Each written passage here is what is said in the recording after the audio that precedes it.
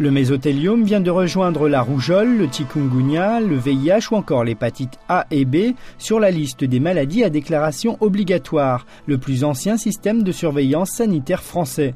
C'est le ministre de la Santé, avec le Haut Conseil de santé publique, qui par décret décide d'ajouter une nouvelle maladie à cette liste selon des critères de gravité.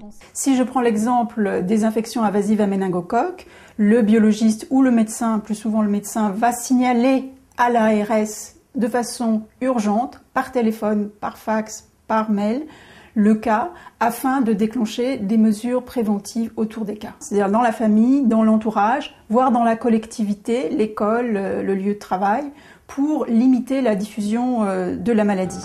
L'objectif de cette déclaration obligatoire est donc de détecter les épidémies le plus rapidement possible et de rechercher la source de contamination afin de limiter leur diffusion sur le territoire. Cette déclaration obligatoire répond à un second objectif, collecter des données et comprendre l'évolution de la maladie.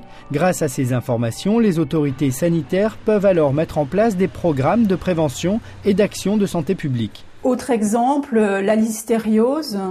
On a pu observer, grâce à la déclaration obligatoire, une diminution de l'incidence par 10 des infections materno-fétales entre 1986 et 2006, en liaison avec la mise en place de contrôles dans la chaîne alimentaire et des recommandations diététiques qui sont faites aux femmes enceintes pour prévenir cette maladie.